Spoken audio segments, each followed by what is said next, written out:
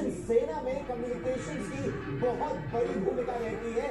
और आजकल encrypted communication दुश्मन ना सुन पाए, लेकिन आप दुश्मन की बातें भी सुन ले, और पूरा इंटीग्रेटेड वॉरफेयर नेटवर्क सिस्टम ये इन्हीं कोर ऑफ सिग्नल्स की बदौलत आजकल सक्षम है। विशिष्ट शक्ति युद्ध में बड़ी बड़ी भूमिकाएं रही है कोर ऑफ सिग्नल्स की, और आज केवल इतनी मौजूदगी नहीं है बल्कि जो डेयरडेविल्स आएंगे वो भी कोर ऑफ सिग्नल्स के ही यहाँ पर नजर आएंगे। तो नारी शक्ति, देश की शक्ति, और आगे थोड़ी सी दिलेरी भी आप और देखेंगे यहाँ।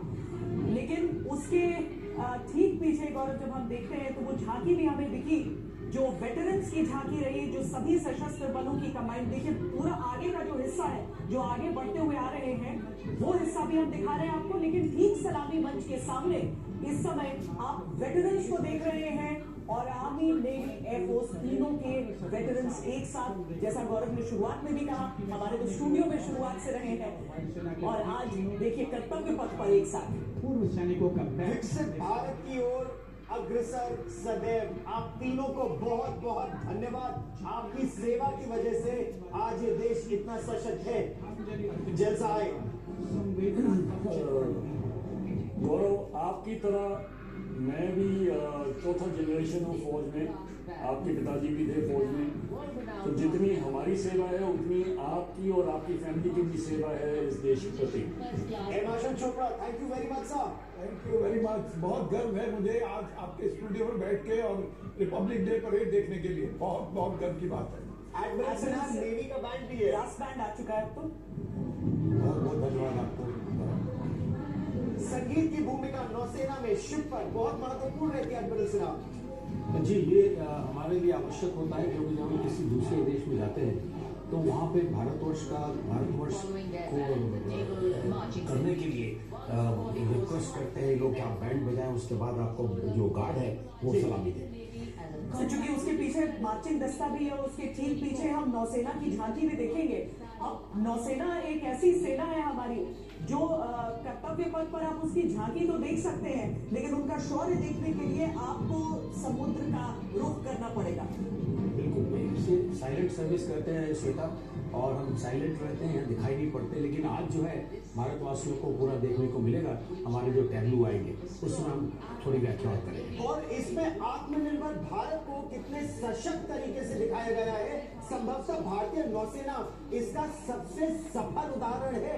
एडमिरल सिन्हा, चाहे परमाणु पनडुब्बी की बात करें या फिर युद्धपोत की। कि वो सिक्योरिटी थ्रू आत्मनिर्भरता स्लोगन है इनका।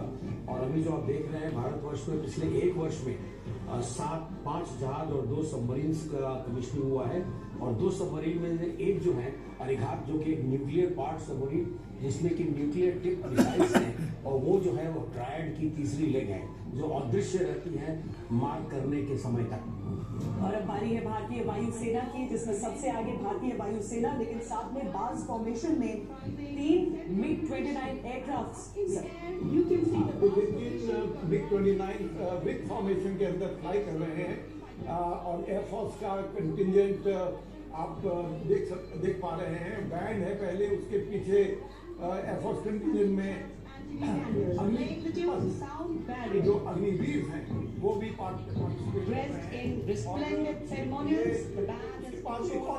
फॉर्मेशन इमीडिएटली MiG-29 के पीछे आएगी, जिसके अंदर एक AN-32 और 2 डॉनियर जहाज होंगे। अच्छा, भारतीय वायुसेना का जो मार्चिंग कंटिंजेंट है, इसकी जब हम बात करते हैं, और साथ ही साथ DMA, department of military affairs, रक्षा मंत्रालय का नया विभाग, जिसमें तीनों सशस्त्र सेनाएं एक साथ सिनर्जी की जब बात करते हैं, तो देखे ना, आज तक के स्टूडियो में आप सिनर्जी एक साथ देख रहे हैं। आर्मी, नेवी, एयरफोर्स तीनों के विशेषज्ञ हमारे साथ हैं, जो तेजस हल्का लड़ाकू विमान हो, या फिर INS विशाखापट्टनम हो, या फिर अर्जुन मेन बैटल टैंक, स्वदेशी टेक्नोलॉजी का बिल्कुल सफल उदाहरण हम यहाँ देख रहे हैं। हिमाचल चोपड़ा, बहुत खुशी है। मैं दोनों तरफ से फ्लाइट हूँ, आर्मी और नेवी से। एडमिरल सिन्हा और मैं, हमने फ्लाइंग ट्रेनिंग इकट्ठी की थी, और जनरल सहाय ने तो परेड भी कमान की है। तो बहुत गर्व है कि हम आज तक के स्टूडियो में बैठे हैं। शामिल हो रही है। और ये जो नेटवर्क सेंट्रिक कम्युनिकेशन और वॉरफेयर है 21वीं सदी में, एडमिरल सिन्हा, बहुत प्रमुख भूमिका। दुश्मन आपकी बातें ना सुन सके लेकिन आप आपस में कम्युनिकेट कर सके, चाहे आप सबमरीन में हो या फिर लड़ाकू विमान में। बिल्कुल सही फरमाया गौरव आपने। इसमें जो सरप्राइज एलिमेंट होता है वॉर का, वो सुरक्षित रहता है। और दूसरी बात यह है कि जब से हमारे कम्युनिकेशन सैटेलाइट्स ऊपर चले गए हैं, GSAT-7 हो या 7A हो और बाकी सब, उसका बहुत बड़ा महत्व है। तभी आपने जैसा कहा कि चाहे सबमरीन हो, वो हमारे ट्रुप्स के साथ बात कर सकती है और हमारे ट्रुप्स जो शिप्स के साथ बात कर सकते हैं। और नेवी की झलक तो हमने देखी।